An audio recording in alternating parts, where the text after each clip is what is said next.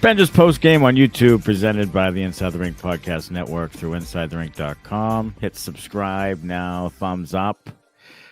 Benders banter a little bit later on in the program, 3 up, 3 down as well. Tell us your sips on a Tuesday night in the snow here in New England. The Bruins lose the rematch to the Detroit Red Wings tonight in Detroit, 5-4. Kind of the way I thought it would go. We talked about it last post game. Almost 5-2, as my prediction was. But the Bruins, again, too stupid not to just mail it in and try to come back, and they fall short 5-4. Just tons of breakdown. It's a miracle. It was 5-4. Tons of breakdowns. Less than stellar goaltending. Defense just all over the place. Just a recipe for a loss on the road. Yeah, they played bad. Got what they deserved. Not a whole lot to like, really, from tonight's game, I don't think. No. With maybe the exception of Alex Steves. And Zadorov and Kastelic, getting into some misconducts and rough stuff. Other than that, not much to like if you're a Bruins fan. It wasn't a great watch. There really wasn't much going on other than Detroit owning you in the offensive zone. Too many mistakes, too many bad turnovers, too much bad puck management. Just the same old shit. When you play a team that's competitive, that wants to win, that is trying to prove something based off of what happened in the last game. It's a bad recipe for this defense. Especially fucking Andrew Peeke tonight. Jesus, he was bad. He was bad. We'll get it. That's a little foreshadowing. We'll get into that at a later date, but a little later in the show. But I'll tell you what, who had the fountain of youth that you've been sucking on lately is JVR. He looked like JVR from 10 years ago tonight. He snipes a goal. He was all over the place. It was really some of what the Bruins had from him a couple of years ago. On specific nights. He did tonight to the Bruins. He played extremely well. Had the snipe goal. There was also the goal where Mo Sider, who gets a little bit of revenge, scores a goal. Where Andrew Peeke is playing grab ass in front of the net, right directly in front of Jeremy Swayman. No chance at all. Can't see the puck. It goes in the net. Poor coverage. Like beginning of the season, remember that high slot coverage that they just was non-existent? That was tonight. That was tonight. That was Victor Arvidsson's man. Oh my God! And he looked a little rusty. Didn't he? He looked like he was out 7 months, not 7 games. I was just gonna say he looked like he hadn't played in years, and it showed. Healing one-timers. Yeah, back to that thing, and just bad D zone coverage. Never met a shot he didn't like. Shooting from all areas, even when they're probably better plays to make. Sure. But he shoots from every fucking way. Yeah, he does. Shooting from 55 feet. In an odd man rush. I'll tell you what, another heels and fans. Victor Arvidsson. I don't think he's nailed a one-timer all year long. Yeah, doesn't seem like it. Jesus. All right, let's bring in Chris LaValle. Chris covers the Detroit Red Wings for Inside the Rink. Chris, good to have you on. And this Detroit team has had some defensive struggles. They did again tonight, to be honest. I mean, the Bruins got 4 goals, and some of it poor coverage from Detroit. I just don't see this roster having like a playoff-built sort of acumen to them. They have talented players, but I don't know if they have enough grease and grind and jam to make any type of run. Well, you hit the nail right on the head there with the defense. I mean, every game they're trying to piece it together. Travis Hamonic was a piece they had in almost every game this season. With him in the lineup, they're 7-8-1. After tonight, he didn't play. They had Jacob Bernard Darker in. They're 7-3-1 without Travis Hamonic in the lineup. So I don't know what they're doing. Every year they try to like add these veteran defensemen and try to make it work with the young pieces, and it's not working. Like Hamonic was a late off-season signing and has not worked this year. I like Bernard Darker in the lineup better, and they seem to play better with him in the lineup. Sider came out sort of gangbusters. Really good prospect. Was getting a lot of fanfare. It looked like he was going to be a really like a stud type player. Hasn't quite been there for me. And I'll tell you what, he also has a death wish. He tried to go after Zadorov after he almost got his balls beaten against Kastelic. And he tried to go after Zadorov tonight. And it's, I don't know what he's trying to prove. But defensively, not great. You can see all the offensive talent in the world. But Sider's been a little bit of a disappointment. Sider, I think, is trying to change his game from what we've seen the last 2 years, where he's trying to be that tough customer for the Red Wings that they don't have. And some games it works, some games, like obviously you've seen it the last two games against the Bruins, it hasn't worked. And they need a little rough and toughness to their fourth line. I think that's something this team is certainly lacking. Yeah, it seems like Sider is trying to kind of fill that role because there isn't really anybody else to do it. So he kind of gets it by default because he's one of the leaders on the team. So, I think he kind of draws the short straw in that situation because I don't think that's really his game. I mean, he is a physical player and he's a solid two-way defenseman when he's right. But he has, struggled a little bit in the last few years, but the team overall has struggled, and I don't know if you can put that all on him. The goaltending has been kind of an issue.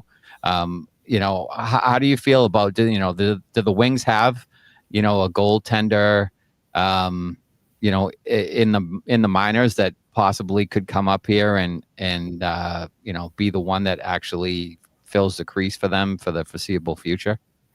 I mean, over the last 3 weeks, I've seen a lot of people calling for Sebastian Cossa to come up and get, that third role and kind of have him fill in throughout games with Talbot and Gibson. And he just had one of his best months. I mean, he won AHL Goaltender of the Month. He won AHL Player of the Week this past week. He's been nails in net for Grand Rapids. I mean, they have that piece. I think the future is Cossa and I butcher his name all the time, but Trey Augustine, who's in Michigan State right now. Yeah. They have, I think that's their 1A, 1B for the future. Right now, I think it's a fill-in with Talbot and Gibson. I've seen a lot of rumors of trading Talbot, which to this point in the season, I don't think this team is anywhere close to where they are right now if they don't have Cam Talbot on this team. So Talbot needs to stay, whether that's and I've written about it and I've mentioned it a couple times that I think an extension needs to happen for Talbot to keep him here, to be that bridge guy until both of those 1A, 1B guys are ready to go. To me, it's Gibson has not been the guy they've wanted. And that might be, he's always been a streaky goalie ever since his time with Anaheim. So, is the streak coming? You kind of saw it a little bit tonight. He looked good in the first period, struggled a little bit later on. And then obviously in the Ford final five, everything came apart right there and, kind of became a game again, and it shouldn't have been. Yeah. Well, that's a better segment than the horseshit power play. What's that? What's that called? Every time he says horse power play, I'm ready to say horseshit power play. Yeah. So do you see, the Bruins, we have no idea if they'll be buyers, sellers, whatever.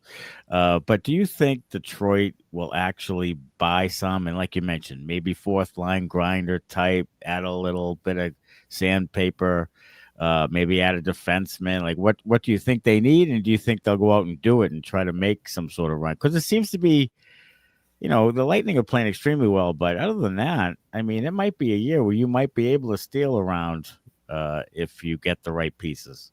Yeah, to me, the Atlantic is wide open, and I think they definitely need somebody that can be physical.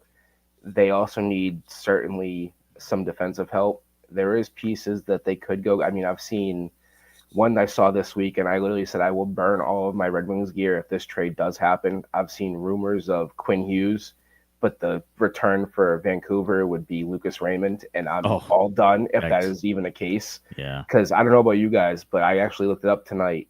Lucas Raymond against the Bruins has scored in 5 straight games and has points in 8 straight games against the Bruins. Yeah, Raymond's a really good player. He is, and he's still only, like 23, 24. So he's going to be doing it for a long time. He's going to be terrorizing the Bruins forever. Yes. Along with Dylan Larkin and, some others. But, I don't know. I wouldn't make that trade either if I was the Wings. Quinn Hughes is dynamic, but he hasn't been the same player last year plus since he kind of got hurt there. So, I'm sticking with Raymond and building with that nucleus that they have already in Detroit.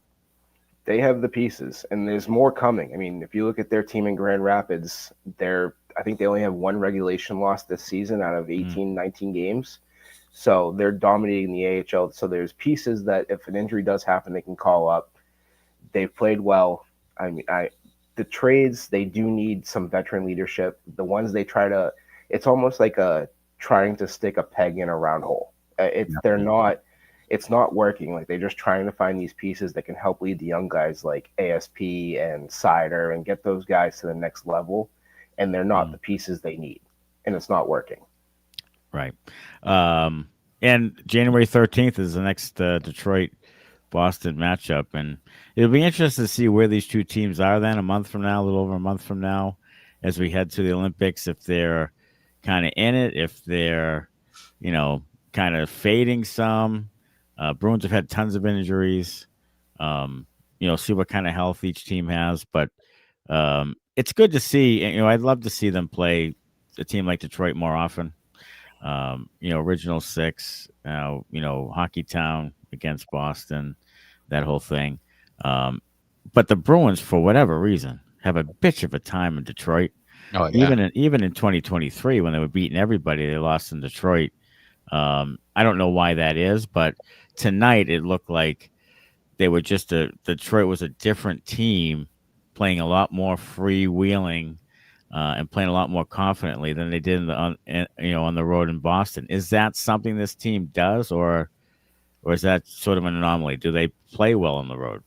This game tonight, other than the 2 goals late in the third period, was hands down probably the best game I've seen the Red Wings play this season. And I'm hoping that might be a step in the right direction. Like, they might be figuring things out and getting to the next chapter.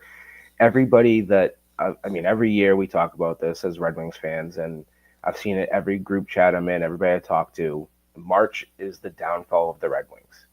And the November they just had was one of their worst months. They were, I believe it was 5-7-2 in the month.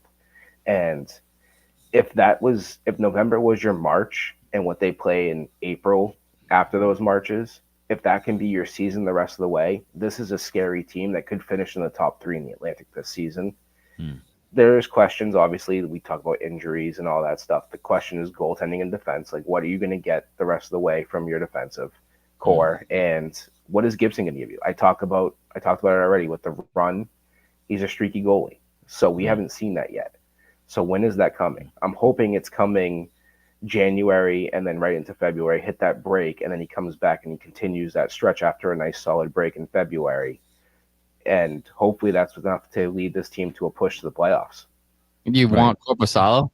You can have Korpisalo and Joonas are available. 2 guys really help you. I like DiPietro better. Yeah, well, yeah. We like Bussy too, but he plays with somebody else. Well, Chris, we appreciate you having it on, and we'll talk about it again on January 13th. Thanks for having me, guys. All right, Chris. Thanks a lot, Chris. Crystal Valley with Inside the Rink. One thing about the Bruins aren't very good on the road. No. I posted something today about Zacha, whose numbers are completely different on the road. Tonight, it's sort of another night where, Zacha.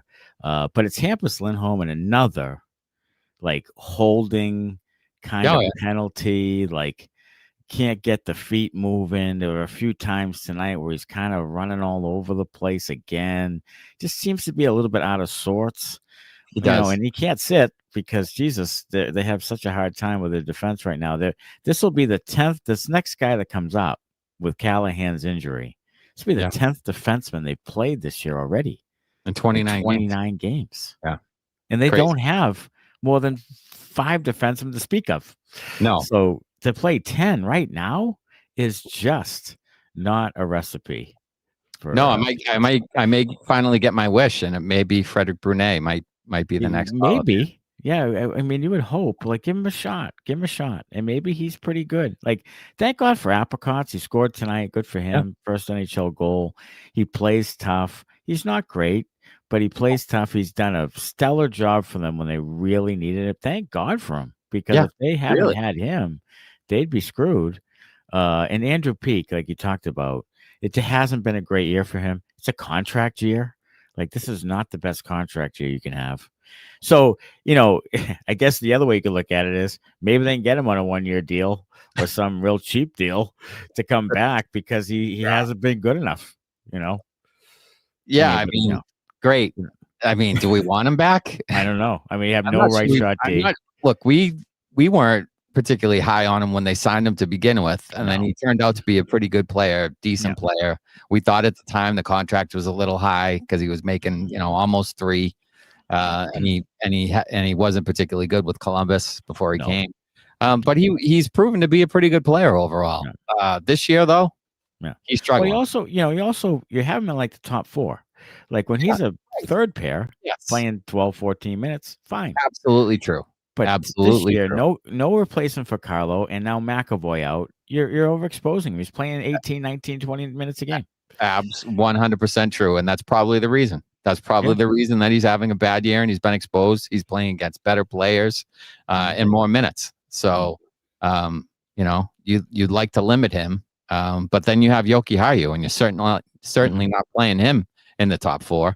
No. So, we talked about it a bunch. After McAvoy on the right side, you are like anorexically thin. Like, yes, you are. Ridiculously thin on all through the organization. Yeah.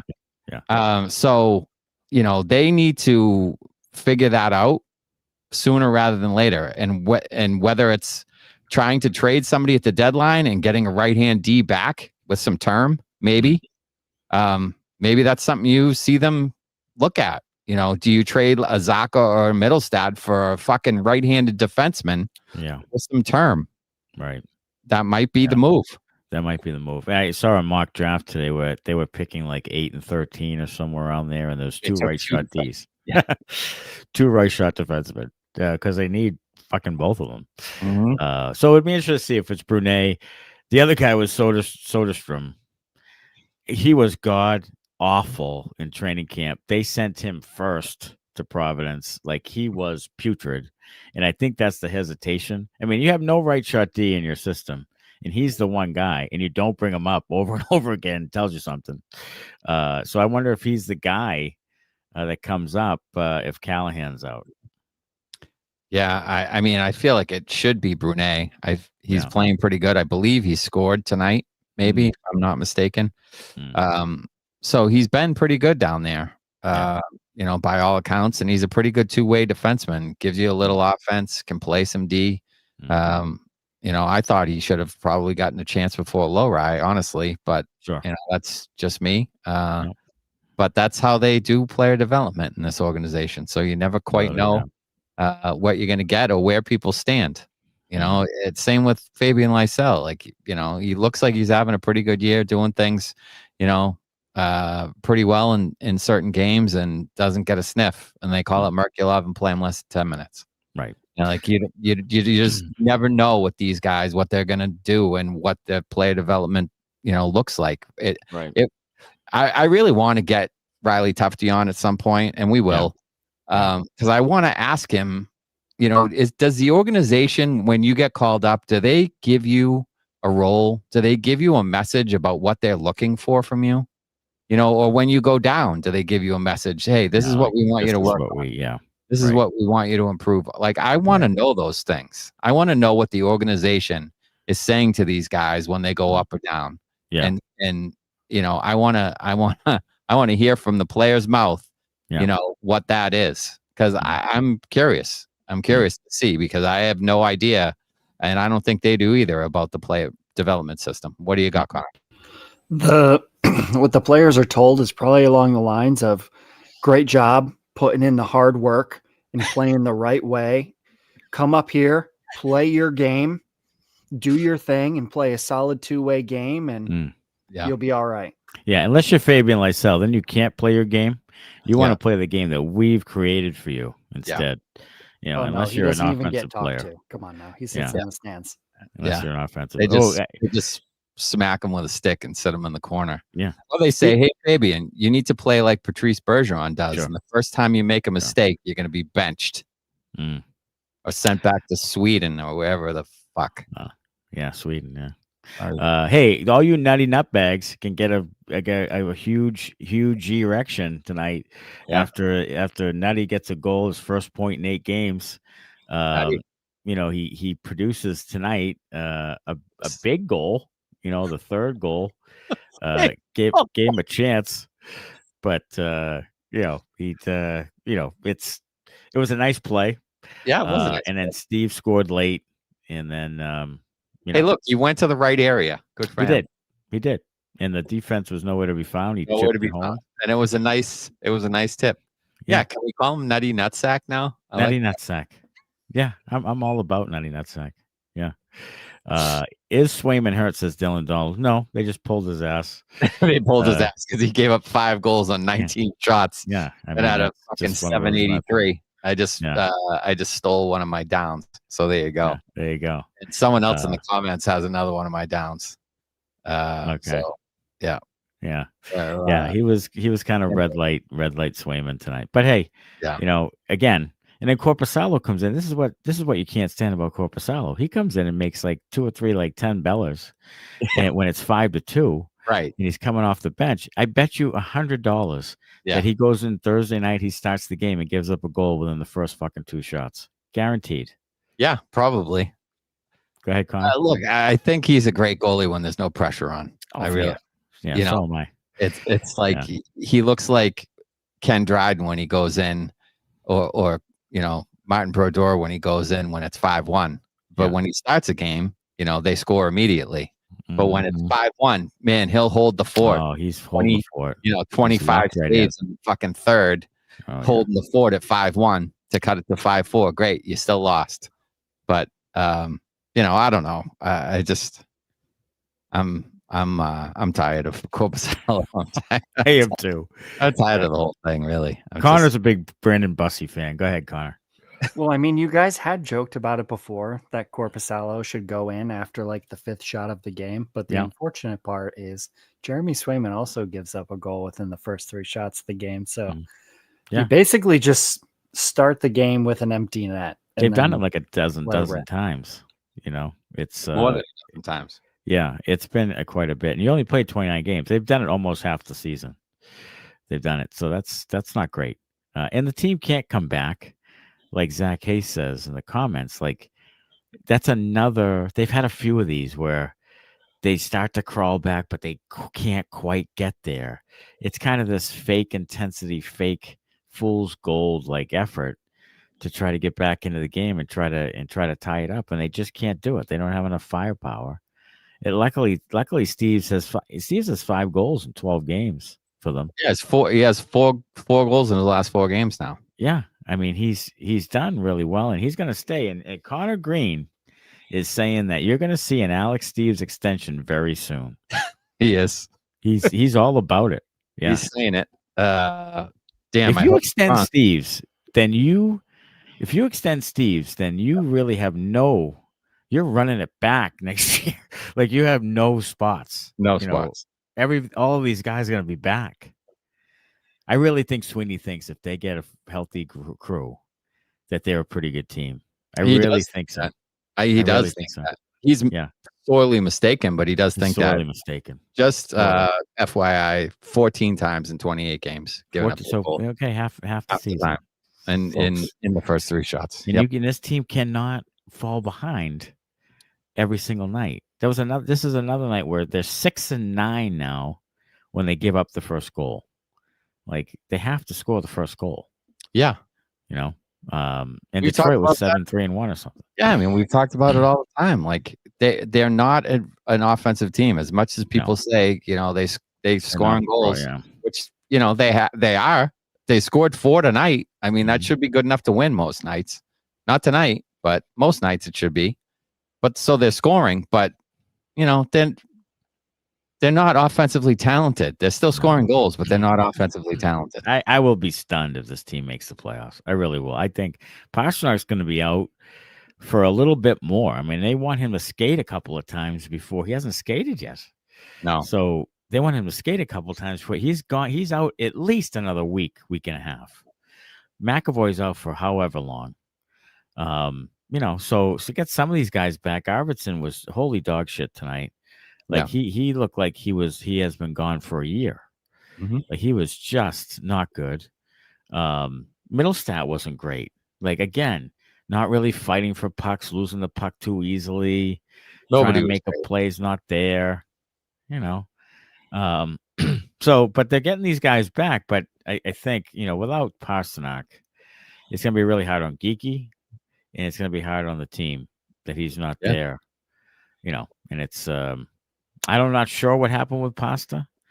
It's a lower body, right? Is that what it was? I don't know. I don't think know if they specified. No, I don't think so. Mr. Poe, we appreciate you, buddy. Yeah, thank you, buddy. He said he's convinced Swayman and Korpi traded jerseys tonight. Yeah, maybe. That's the thing about the Bussy thing. Like, Bussy was actually he didn't have a great year. He had a decent year. He didn't have a great year last year. DiPietro was better. Yes. At the time when I thought that his stock was lowering at the time, I'm like, okay, like I got it. But I think that this shows you that with Vladar in Philly and with Bussy in Carolina, I think it shows you got to give your young goalie a whack at it. And right now, Korpisalo's blocking DiPietro from getting a shot. I said that when they acquired the guy in the fucking first place. I said Brandon Bussy should have the job. And then, he didn't. And then DiPietro had a better year than Bussy. And then I think DiPietro should have the job. Bussy left. It should be a rookie. They don't need a $3 million backup that doesn't fucking do anything. Right. He's not very good. I mean, it's plain and simple. He's not very good. He doesn't offer you anything that a rookie couldn't give you, and a rookie can give it to you for less money that you could spend on somewhere else on the roster where you need it. It's just mismanagement again. You don't need to spend $11 million on the goaltender position. Swayman's 8.25. You spend fucking $9.35. Like you don't need to go blow extra money on that position. If you have rookies that are decent, they can give you what Korpisalo gives you. There's no reason to have taken him back in the trade. There just isn't. There just isn't. One of the commenters on here says that it's a groin for Pasta.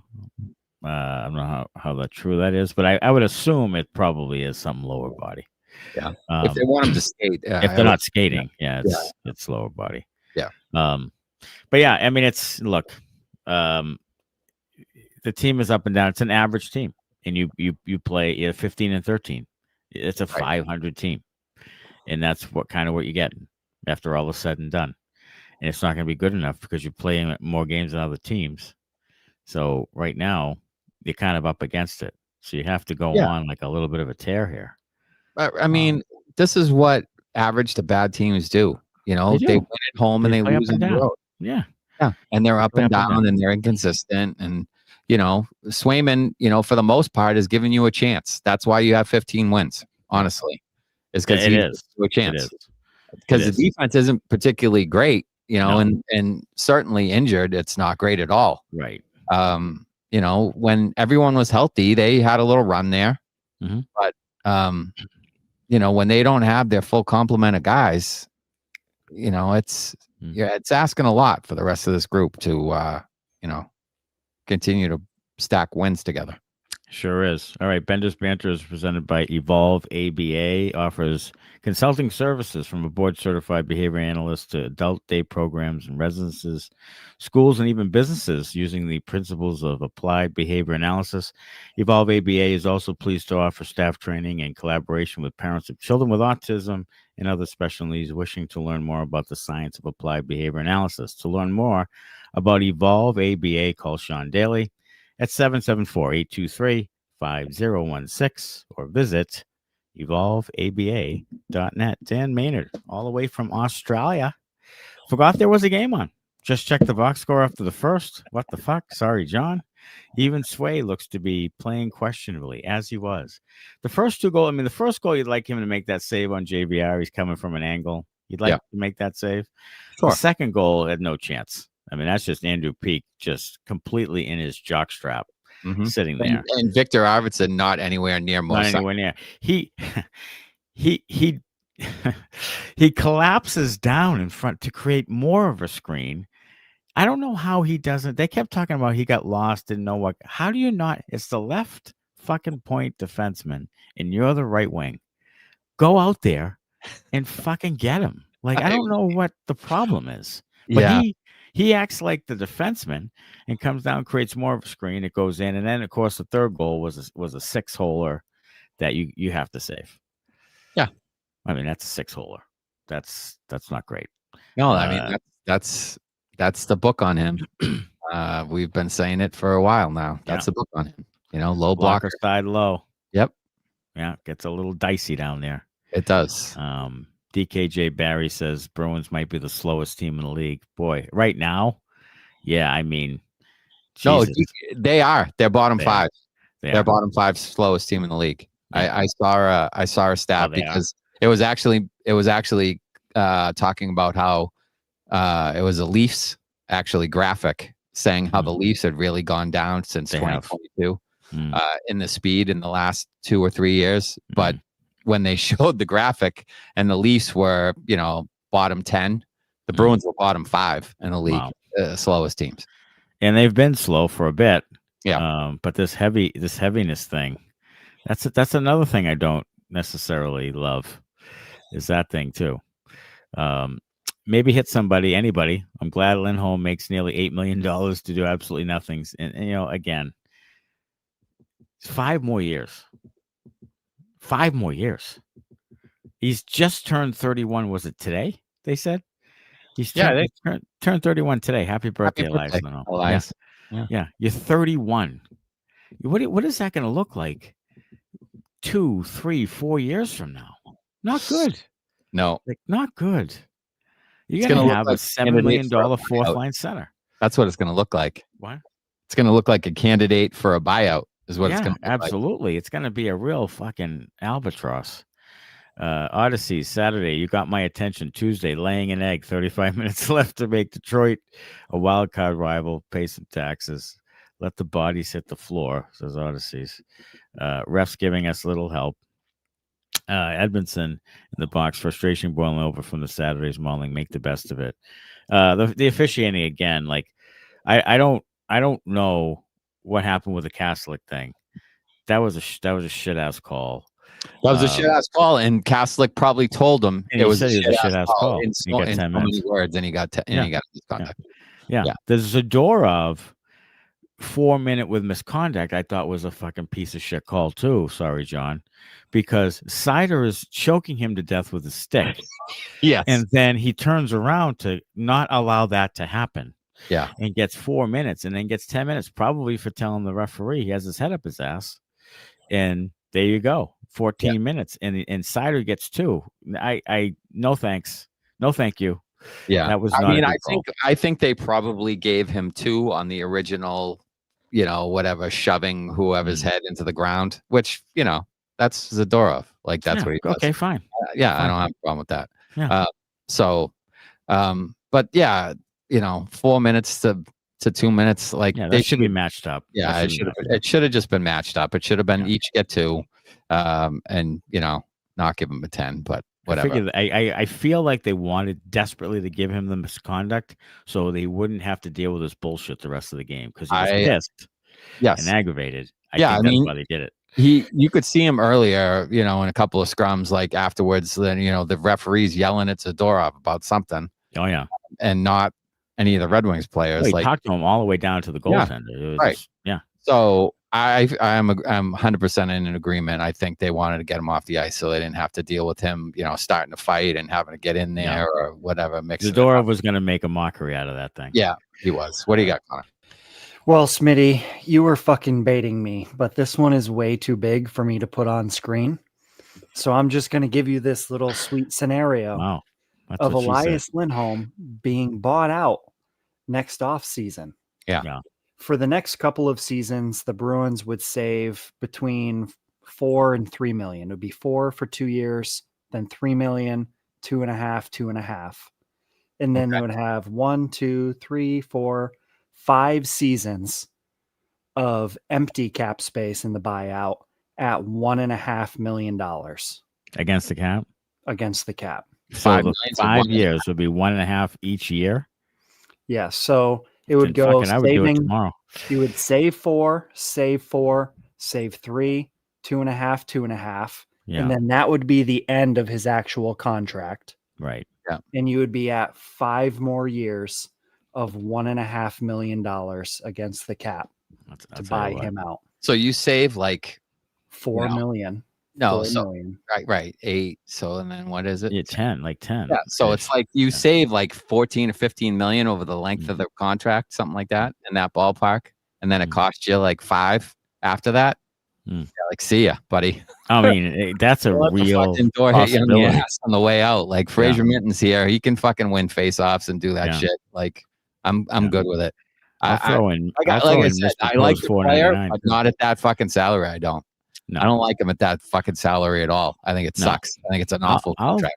I'll throw in Mr. Post $4.99 too. We'll throw that in there too, because I'll tell you what, I would do that on Mr. Poe's April. giving that money to 15th. us. He's giving that money to us. He's not I'm giving never that gonna money to retire. Elias. Elias Lindholm's not even worth $4.99 right now. No, he's not. He's not. He's giving that money to us, not Good Elias. God. Lindholm.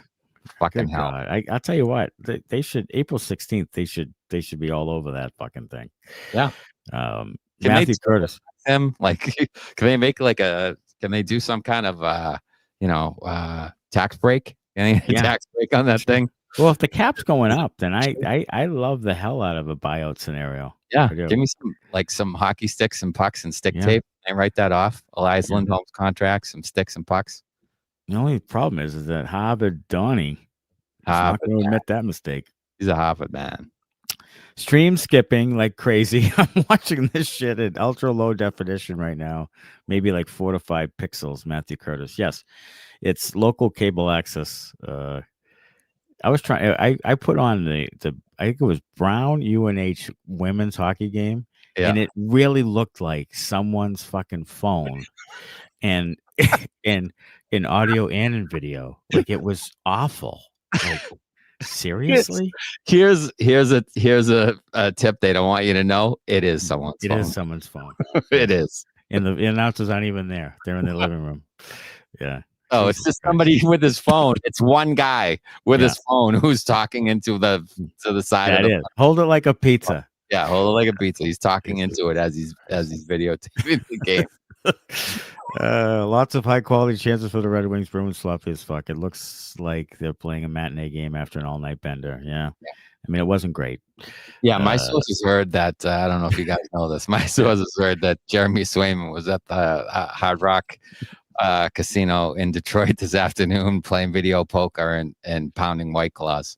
So, it's no wonder that he had a bad game. The White Claws, I believe. Insider adjacent. Yeah, the White Claws, I believe. Yeah. If I'm Sweems, I'm looking at Steve's, then as Eyssimont, looking back at Steve's again and thinking, can he do what he does cheaper and better? Yep. Yes. Yep. See, this is the problem when you load up with these veteran guys, Mhm. when you didn't give the other guys a chance. Like this Right. is, there's not enough, to me, there's not enough separation between Mikey Eyssimont and Alex Steves.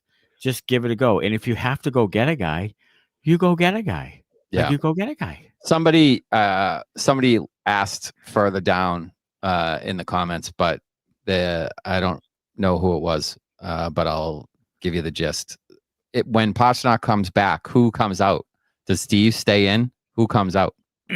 Steve stay in. Steve stays in my opinion. Yeah, I think it's going to be nutty. Yeah, that's what I was going to say. I think it's nutty. I think it's nutty. Even though he scored tonight. Yeah, I think it's nutty. But I don't know. Maybe it's a guy like Eyssimont. That's what made me think of it. Maybe, yeah. Now Steve's can't go. He's past the 10 game threshold. So I think that's the waiver thing is gone now too. Yeah. He's been playing too well. Yeah, I mean, Jesus, if anyway. he's going to score goals on the bottom six and provide some spark, sure. Connor, go ahead. Another reason why you would give him an extension is because he's past the waivers and a team might not pick him up if he's got some extra years, baby. Here comes Donnie Sweeney to give him to Mark Kastelic. All right. You're playing fucking chess, not checkers, huh? Yeah, you are. Add him to the extension, so when you wave What are we doing? no one picks him up. That's fucking brilliant. Pay him too much so nobody else wants him. Yeah, that's a great philosophy. That's a great idea. Yeah, it is awesome. It sounds like right up Sweeney's alley, though, doesn't it? It does. What do you think? Okay, let's play the game. Extension for Steves. What does it look like? What's he making now? Fucking league minimum? I don't know. I think he's around 900,000. I would Yeah, say probably 2 900. years at 1.5. 2 years at 1.5. 2 years at 1.5. You're only giving him 2? That's a not 50% increase. You? Yeah, That doesn't sound very Sweeney of you at all. No. I think he's going 3 years. 1.7. 3 years. 3 years. What? 4.5. That's what I think. 3 years, 4.5. Yeah. Is that right? No. How old is he? 5.1. 3 years, 5.1. Holy shit. Yeah. We might have to go live when that happens. We will go. Oh my God. 3 years, 5.1. And then when they send him down, we'll get him on the program. B's trade board so far: Eyssimont, yes. Husnudinov, no. Korpisalo, you wait for first round returns. The Zacha's middle stats after the Olympics. Lohrei and Limbo, not a fit. You want to generate value in return. I still don't think they're going to trade Zacha, but maybe they will. With freeing up some forward spots, you can also see what you have in Lysell or showcase them. What I do not get is the burying of talent in the minors, horrendous management and development. Yeah, I mean we've talked about it, but people out there are trying to tell me that he's not earning it and all this other stuff. And I want to say, do you watch the fucking Parent Club? Like some of those guys don't earn it on a given night. Yeah. You know, some of those guys don't earn it.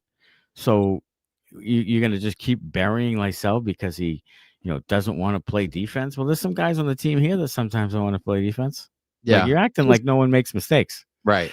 Here's my thing, Odyssey, with that is I really don't think the freeing up spots means anything to them. Like No. that doesn't necessarily mean that that's going to your prospects that you want to see up here and them to give a chance to. It doesn't. It means Patrick Brown gets a chance. It means Jeffrey VL probably gets a chance. They go sign a guy or make a minor trade. Or they'll sign a guy or it's gonna be some kind of retread. It's not going to be the Poitras or the Lysells or the guys you actually want to see get a chance that are still young enough to be a prospect in the system. It's guys that are fucking 28, 29, 30, fucking 31, your Trent Whitfields, your Billy Sweezies of the world. Like, it's those guys. Those are the ones that they give chances to because they want you to be reliable defensively. And 22-year-olds aren't reliable defensively.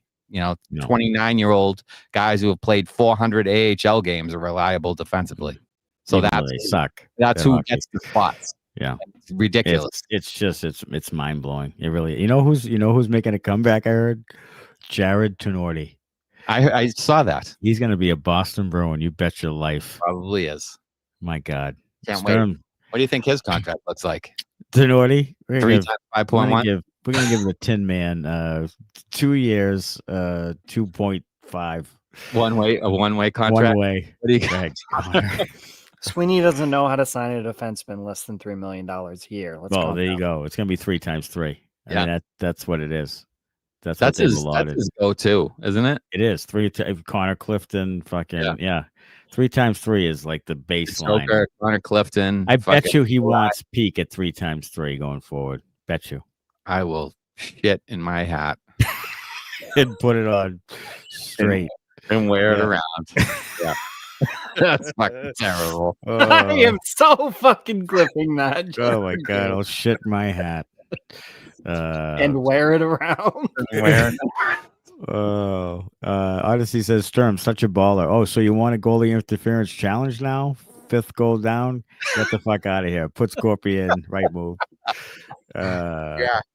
Yeah. Why did- No, why- I'm not challenging. I'm getting my why goaltender did off the Swayman ice. think that was a challengeable play? Like it didn't look like It didn't look like anything. anywhere near him. It didn't look like anything. It might have been a little bit of a stick tap somewhere, but it didn't look like anything. Yeah. Stick tap. Give him a nut tap. That bag tap. Joe Bandara, Korpi was solid the rest of the game. You think they should have started him? No. I thought that they should have rode the hot hand. Swayman was doing great. Mhm. Tonight I could see it coming. Yeah, it was. They aren't great on the road. Yeah, They're it was terrible in Detroit. Here it comes. Yeah. It was a confluence of events. Like it, they're bad in Detroit, they're bad in the road. Yes. Swayman, was hot for a while. Like, they have a bunch of injuries. Like you could see it coming. They weren't First one goes in. Yeah, We first talked one about goes in. that. Yeah, you weren't gonna win this game. Yeah. No, you weren't. Andrew Peterkin.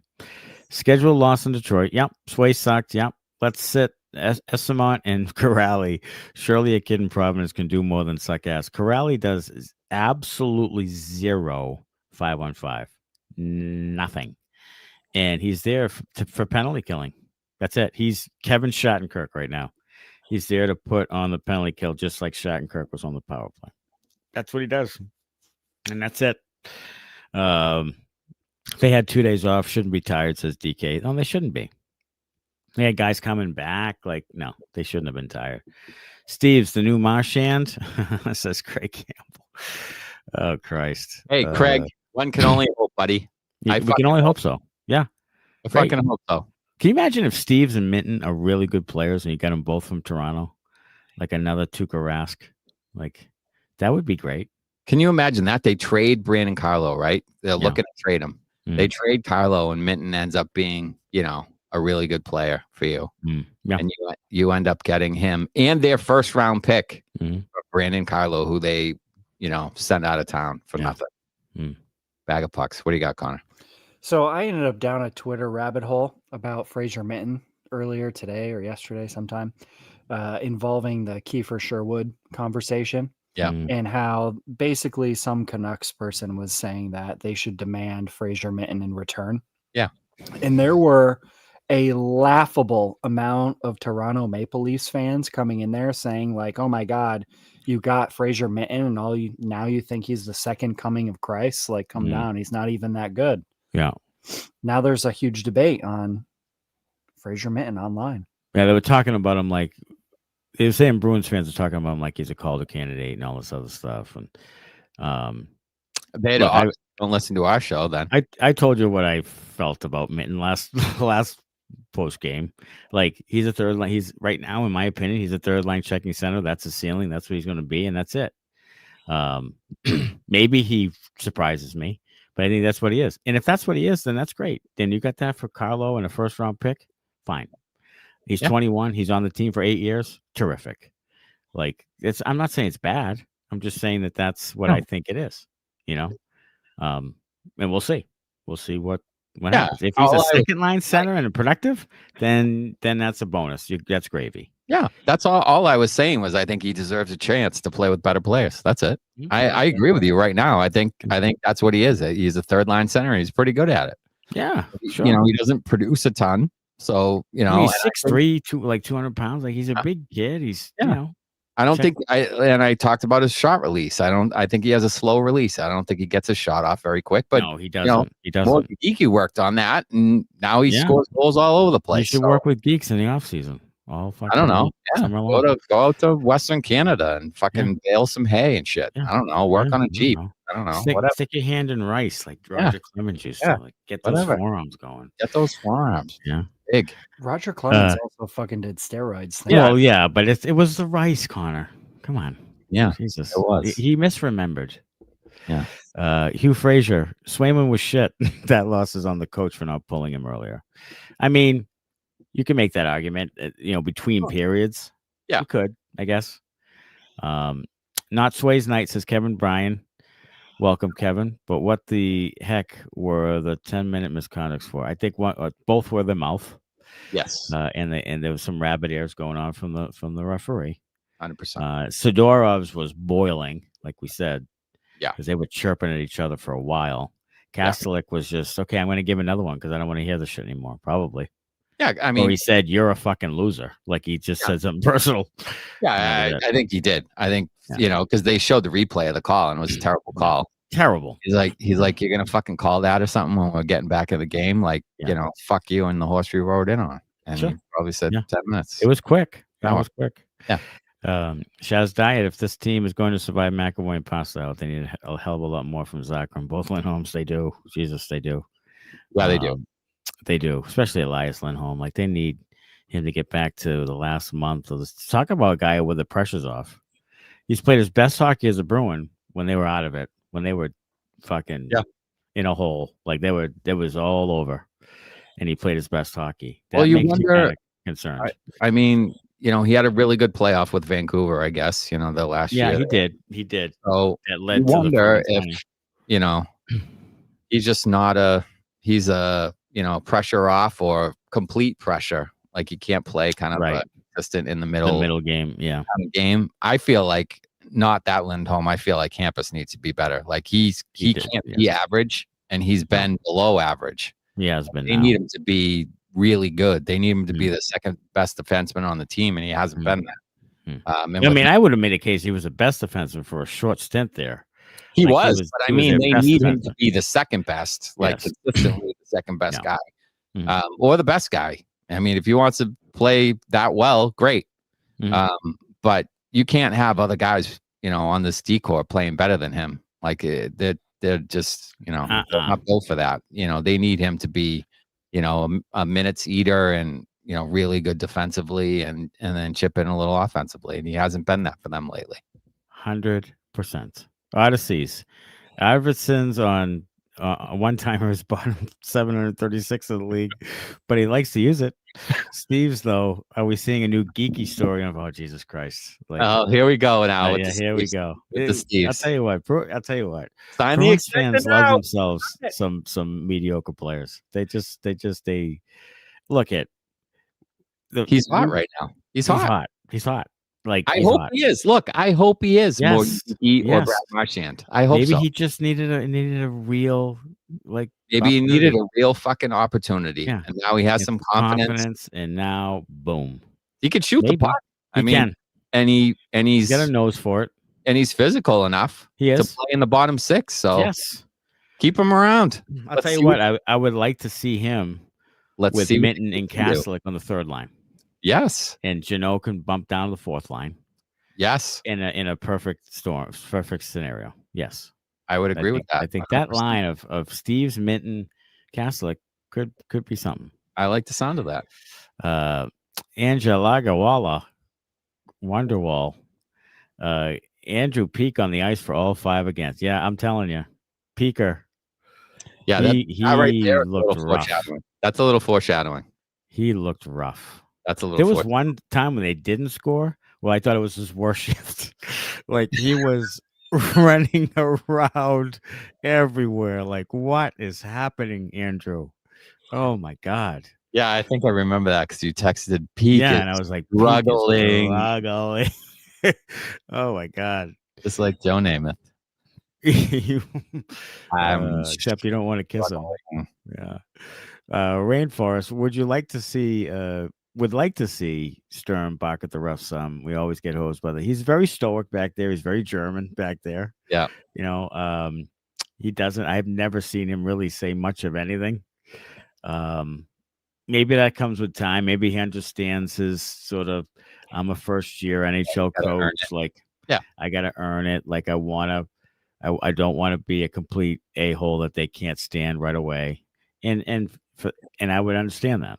I mean, maybe he feels like he doesn't know the refs well enough. Like I feel like with some coaches with more tenure, they might be, more comfortable yelling at a referee that they've had run-ins with before or know. Oh yeah, like Brendan Moore just constantly bitches. Same with Maurice and Berube and Berube and Cooper. Like they get after guys. What you don't want though is 2019 again. And where that sways, it looks like it sways a series or it sways a game because the other guy got it in their ear. Right. And, that's the problem. I feel like on that thing, the Bruins coach should have come back in the media. Yes. And played said, that game. Said something along the lines. Or at least attack what Berube said. Right. You know what I mean? Yeah. Keith Grimm, anorexically thin to describe squad depth is diabolical. Yeah, anorexic. Well, I mean, it is. It is. It is. No lies told. No. Peter Clifford, can we call Middlestat, Zacha, Arvid the Amy Winehouse line because they have to go back to rehab? Oh, God. Sure. The Weiner line, the Winehouse line. The Winehouse line. I love it. I love it. When Pasta's back, who slots out? I think we should keep Steves in, and we agree. And I think it's going to be Husadinov. Yeah, I do. I think it's going to be Nutty. I really do. Because the other guys make money. Unless injury. Because Pasta's out another week or so probably. Yep. If Nutty goes on a little Steves type streak here and scores or produces in the next handful of games, he probably stays in too. So, then you're looking at probably a guy like Eyssimont, maybe. Maybe. I would like to see Steve Corrali. But yeah, I mean, I would like to see Corrali too. But that won't happen because they're in love with him. Yeah. Odysseys. Seller scenario. Insert UFA or prospect. Geekie, Pasta, Lindholm, Jeannot, Minton, Steves, Corrali, Kastelic, Zadorov, McAvoy, Lindholm, Harris, Peeke. Oh, Harris, yeah. Swayman, DiPietro, Zacha. Okay. Rob, I hate how it's called a great trade when Lindholm and Backus trades are the same trade. We gave up more than Vegas did to get Eichel or anyone, says Zach Haste. Well, the Backus one was that Andre Kasha and that whole thing? Oh no, they got rid of Did they get rid of Backus for Kasha in the first? Or they gave a first with Backus or something. There was a trade there where they gave away a first round pick. Yeah. And I think it might have been Kasha coming back. Yeah, I think it might have been. Backus in the first. Peter Clifford, regarding Sweeney, please lay off Harvard. He went there on a hockey scholarship. It's not like he's a Maine business school grad. No. Peter Clifford, you are killing it tonight. Yeah, that's a good one. That is a scholarship. Backus with a scout salary down. Backus, Axelson or first. Yep. Alex Axelson or whatever the hell his name. Alexander, whatever the fuck. Axelson. And a first to eat. And they got Kasha in return. That's right. When you play Matej Blumel, Alex Steves, Nutty, Middlestat, and Arvidsson in your top six, none of who are top six guys. Kastelic being on the third line, not exactly a stretch. True. I still think I want Kastelic on a really good fourth line. Yeah, like Jeannot, Kastelic, and somebody. Look, Jeannot, Minton, Kastelic on a fourth line. I said that before. If that's your fourth line, you're a really, really good team. That's a really good team. Yeah, everybody's playing a little higher than they should. Yep, it's been that way all year. Been that way last year too. And that's what happens when you aren't very good. Like you. That's right. People play out of position. Mm-hmm. Corrali needs a 5-year deal straight to the KHL, says Robert Forte. Speaking of the KHL, Georgii Merkulov should be there pretty soon. He probably hates life right now. He does. I mean, they bring him up, play him on his offside, which he never plays. Yeah. Plays him 10.5 minutes. Yep. And then that's it. Like, that was a warm body, like you said. That was using Georgii Merkulov, essentially. Go ahead, kid. Don't fuck it up on your offside. Yeah, I mean, it really was. It was a warm body. It was like you had a pretty good year so far. Like, congrats. We'll give you a call up. But don't expect to play, and you're going to play your off wing. Yeah. So, good luck with that. Yeah. I mean, and then it made a good Zach Haste makes a good point. Oliver Wahlstrom was another guy who came in blocking. Tyler Johnson blocking younger guys who could do probably. They played Oliver Wahlstrom for 41 games. 4-1. And he had less production right now than they could have played the Durants and all those guys. Like, they could have played those guys instead. Yeah. They don't like their own draft. It's weird. They don't like their own draft picks. It's because they're not Patrice Bergeron. Like they don't like. And my thing is, can you draft like an identity? Like, can you draft the guy who's closer to that? Like, don't just go get a guy who has this completely different skill set and said, okay, we're going to make you this guy. That just will never work. No. Like, that is what I don't get. Like, go out and get a guy that you think, okay, this guy, like Fraser Minton's probably the closest thing they have to something like that. Right. So, and Bergeron wasn't this great offensive player when he came in the league. He was 18, couldn't speak English, and he was a defensive center and reliable and all that stuff, wise beyond his years. But he wasn't the offensive player he was the last 6 or 8 years of his career. He was not. 10 years of his career. He was not. So maybe someone like Minton gets some, but Bergeron worked on his game. He worked on his bumper. He worked on his shot. Like, his shot was very accurate by the end. Yeah. I also helped to have Marchand with him quite a bit too. All right. So 3 up and 3 down. Let's see. 3 up. I have a Corpy. What's that? Oh, I said good luck with that shit. Yeah, I'm going to go 3 Corpy. Finding 3 up. Wow. Okay. Corpy comes in and makes some stellar saves. He doesn't allow another goal. He was coming off. I'll drink to that. He hasn't played for a week or so and coming off, off the bench. Quick stretch, and he's making saves all over the ice. So 3. 2 apricots. Deserved. A big fat apricot, juicy one tonight. Mm. He gets the one-timer, the 1T, which Victor Robertson should take a cue from. Yeah. And then number 1, Alex Steves, 2 goals, 4 in his last 4, 5 overall in 12 games. Pretty good. Yeah, I mean, good. Good for Real him. good. Yeah. Well deserved. Yeah. I have 3 downs that are also well deserved. Okay. Yeah. Number 3, Jeremy Swayman. Off night, 5 goals on 18 shots for a 783. So when he's bad, folks, he's bad. He's not mediocre. He's bad. He's either over 900 or he's bad. Tonight he was bad. Yeah. Number 2, Andrew Peeke on ice for all 5 goals against. And listen to this stat. This is fucking unbelievable. Okay. Andrew Peeke was a -4 tonight. And I know plus minus isn't the be all end all thing. Yeah. No one else on the team, no one else was worse than a -1. He was sports. Go fuck yourself. He was -4. No one else was worse than a -1. Wow. No one else. Arvidsson, middle stat, were both -1. Everyone else was either 0 or Christ. And Peeke was that's like Tiger Woods on Sunday in like 2005. Like that's like champion. Holy Andrew shit. Wow. And then number 1, I'm going off the board here. The IIHF with the Olympics. Gosh. Oh my God. With the shrinkage. The hockey arena is not built yet. Not built. Not finished.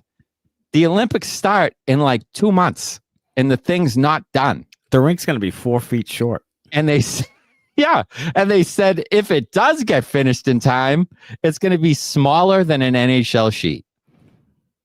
So you're going to be playing essentially in like a half sheet 3-on-3 at like the rink in fucking North Attleboro. Yeah, you're going to be fits right into Billy Guerin's fucking plan to get all the heavy guys who can't fucking skate. Yeah, playing a small rink. It's like the old Boston Gardens. That's those guys in horrendous. Just hit. You think any Italians will even like hockey out there? Like they have a crowd or anything? I would be sipping espresso and having fucking. Oh my God, I would too. I wouldn't be worrying about this shit. Chocolate biscotti with some espresso. Yeah, and then espresso martinis all night. Yeah, till they throw up. Yeah, probably cannoli at 12. Yeah. Robert Forte's 3 up. Equipment manager, the coffee of the team hotel, and whatever the in-flight movie is on the flight home. You know what? Do you remember your last in-flight movie you watched on a plane? Oh, this is a good one. It was think it might have been A Quiet Place too, honestly. Really? Yeah, I think Quiet it was. Place too. Mine was Central Intelligence with fucking Kevin Hart and Rock. Yeah. I watched that on the plane. I think it was A Quiet Place too. I should have kept that for the 10 randoms for the 2-minute drill we're doing tomorrow. Yeah. Yeah. But yeah, so that was not a good night for those gentlemen. Not a good night. Look ahead, and hey, just when you needed him most, old friend Jim Montgomery stops by Thursday night against the St. Louis Blues. How do you see that shaking on down? I think the Bruins win 7-1. Old hands in his pockets, just mailing it home. Just the hands in his pockets. Tell you, did you hear the little tete-a-tete there when Binnington? Oh, Binnington, was pissed off, barking at him. Yeah, barked. Monty addressed it and said he loves Binnington. Always plays well in big games. He said that Jordan told him, "I love you," and he said, "I love you back." Yeah, which is full of shit. Mean it. Yeah, that's. He probably called Montgomery a cocksucker. Yeah. And Montgomery said, "Fuck you." Love you too. He did follow that statement up with another one and said that they did talk in the hallway in between periods, and some apologies were had, and they're both good for whatever that's worth. I'll tell you what, Montgomery, there's a trend here that's not good for him. No. Where, it happened in St. Louis, or was it St. Louis first or Dallas? Was it Dallas? He was in Dallas. He was in Dallas, and he went to St. And that started going south early. And then he goes, he has Boston as a head coaching job. That goes south. And then he has St. Louis. They look really good when he starts. It's always like when he comes, like it's all gung, everybody loves his personality. The team gets energized. But then after a while, when the coaching matters. Yeah. That's the thing. He's an overrated technical coach, is what it is. That's what it comes down to is, everybody loves his personality and he's a breath of fresh air and he can talk to the guys and he can relate to the guys, but he can't coach hockey. He can't. That's the problem. He can't. What do you got, Connor? Matty just described it perfectly. Great when he comes, and then the post-nut clarity sets in, and you have major regrets. Great when he comes. That's the Matt Barry story. I have. I don't know. I think Corpy's in that. It's like Mr. Post said, 10-9 Boston. I don't know. I have no idea. My son actually played in a youth hockey game where his goalie and the other goalie were both awful. Our team won 14-11. Oh, that's a beaut.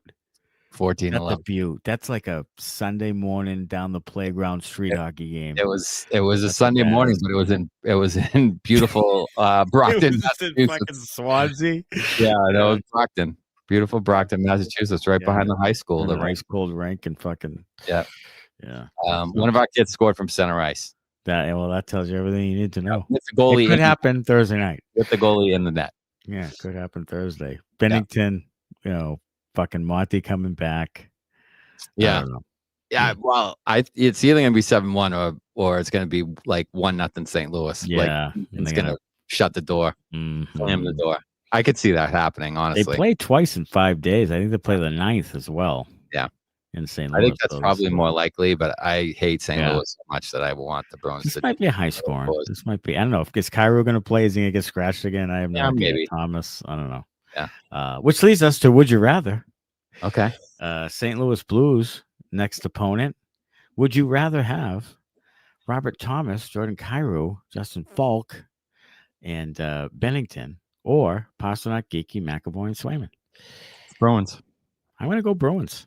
Yep. I'm going Bruins. I'm going the goaltender. I'm going the defenseman. Yep. Those two definitely. And I'm going Pastrnak over anything they have. So, yeah. I'm right there. Yeah. Right there with you. Yeah. Absolutely. The Bruins, it's kind of sneaky because they're that front first four, not bad. Not bad. Yeah. So they're going to win a few of these would you rathers, probably. Yeah, they're probably going to win quite a few of them because of Pastrnak and, McAvoy and the goal. I mean, Geekie, too, leading the league in goals. Sure. Yeah. But you get outside of that first four. Yeah, you go second that's four. when it starts to fucking fall apart. Yeah. That's when it starts to fucking fall apart. That's when the paper bag gets a little wet. Yeah. Yeah. Absolutely. It does. And not with excitement. Hey, the Bruins lose tonight 5-4 in Detroit Rock City. We'll do it again tomorrow night, live episode 9 p.m. Eastern. Join us. And Thursday night, Bruins Blues at TD Garden. We'll have the post game after that one. Hey, it's Christmas season. Tell all your loved ones how much you want from Bruins Benders. 20% off. Give them that code. Sorry, John, and have them fly away. Santa Claus is coming in 23 days. Coming to town. Let's get it rocking and rolling. Thanks for the comments, everybody. Another great night. See you tomorrow night at 9 p.m. Eastern. Until then, as always, go Bruins. Thanks a lot. Bye-bye.